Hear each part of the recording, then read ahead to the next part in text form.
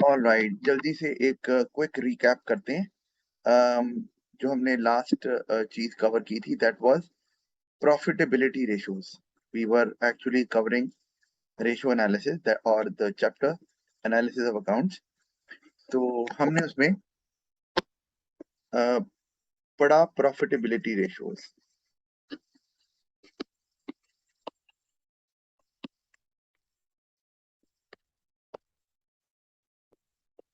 Profitability ratios, और उसमें हमने रेशियोज पढ़ी. एक हमने पढ़ी जीपी मार्जिन, एक हमने पढ़ी नेट प्रॉफिट, या नेट प्रॉफिट नहीं देते, profit margin,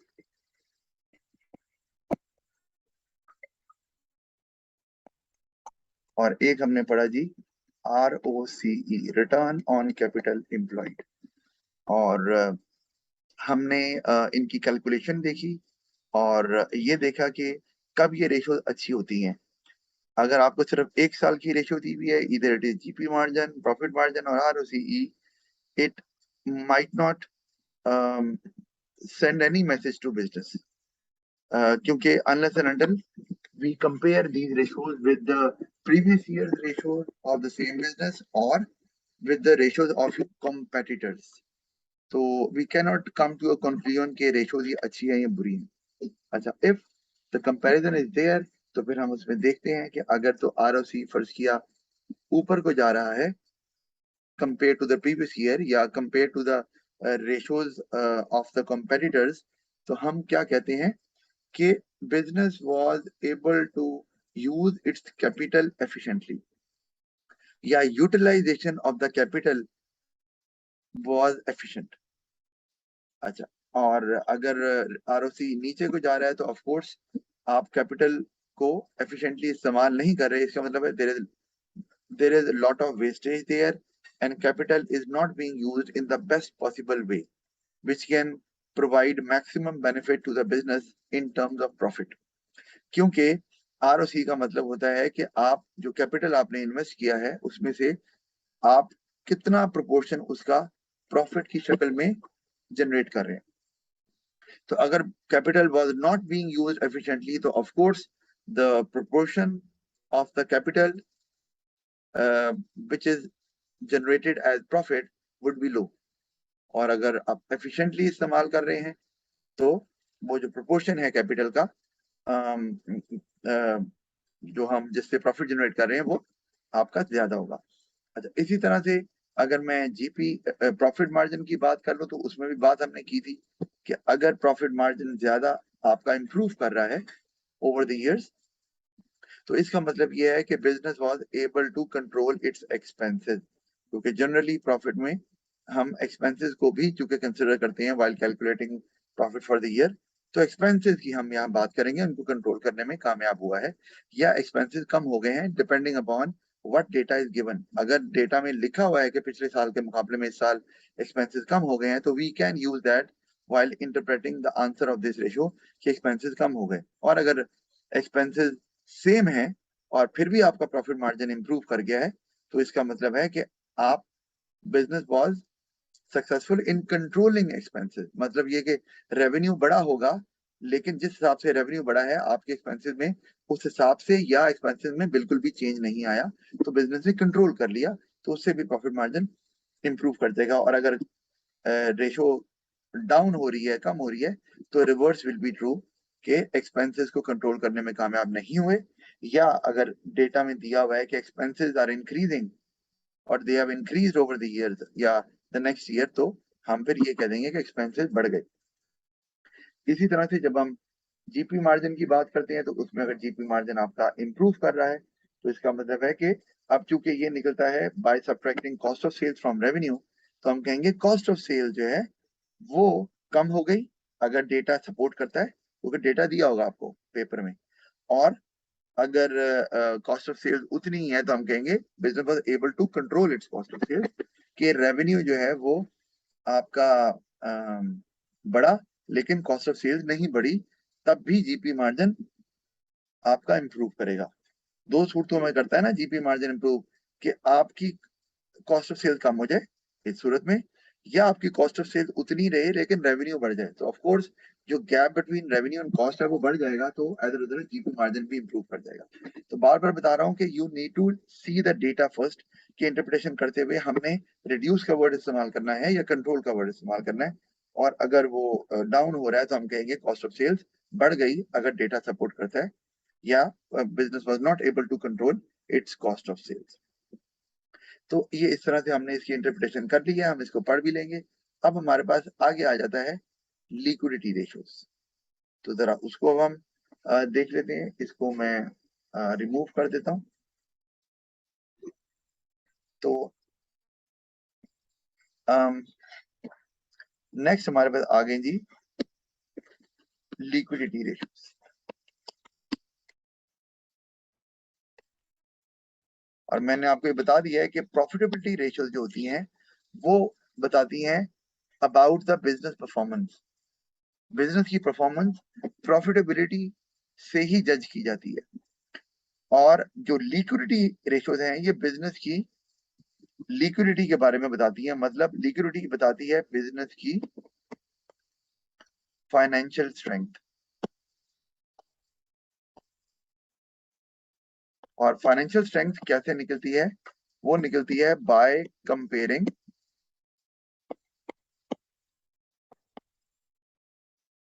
assets with the liabilities of the business.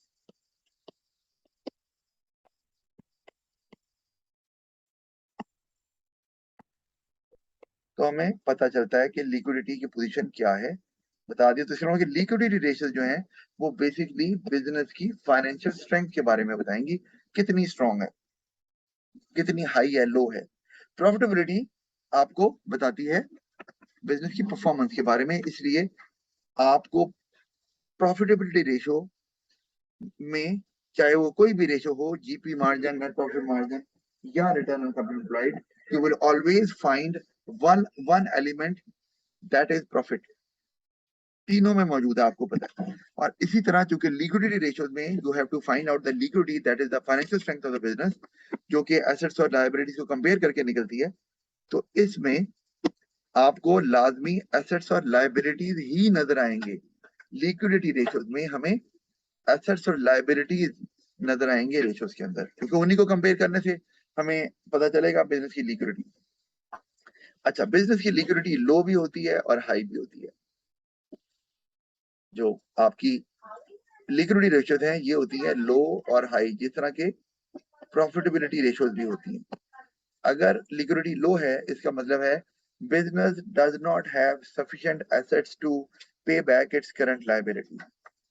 और अगर लिक्विडिटी हाई है तो इसका मतलब है business has sufficient assets to pay back its current liability. तो ये इस तरह से हम इसको इंटरप्रेट करते हैं। अब हम जरा रेशियोज की तरफ आ जाते हैं, तो मैं इसको जरा यहाँ से रिमूव कर देता हूं। और हमारे पास अब जो लिक्विडिटी रेशियोज आ रही हैं वो मैं चले ऊपर पहले लिख भी देता हूं ना साथ।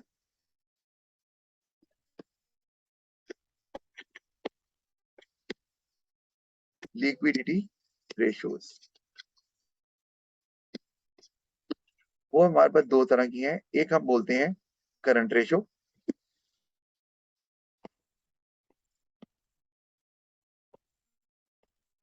और वो निकलती है किस तरह से, करंट एसेट्स को करंट लायबिलिटी से डिवाइड कर देते हैं। इसमें 100 से मल्टीप्लाई नहीं करते, वो प्रॉफिटेबिलिटी रेशियोज में करते हैं, और प्रॉफिटेबिलिटी हमेशा परसेंटेज में होती है। दूसरी रेशियो जो हमारे पास नजर आ रही है वो है लिक्विड रेशियो, या एट टाइम्स इसको एसिड टेस्ट रेशियो भी बोलते हैं। रेशियोज और भी होती हैं लेकिन you will be studying that in A levels. अगर आपने बिजनेस ऑप्ट किया तो यहाँ पर ओ लेवल के सिलेबस में बस ये दो ही रेशियोज जो हैं वो कंसिडर की जाएंगी, और इन्हीं के मुतालिक आपको सवाल आएगा। और इसका जो फॉर्मूला है वो है हमारे पास liquid assets over current liabilities. ये LA stand for liquid assets. अच्छा, अब लिक्विड एसेट्स जो होते हैं वो निकलते हैं इस तरह से, करंट एसेट्स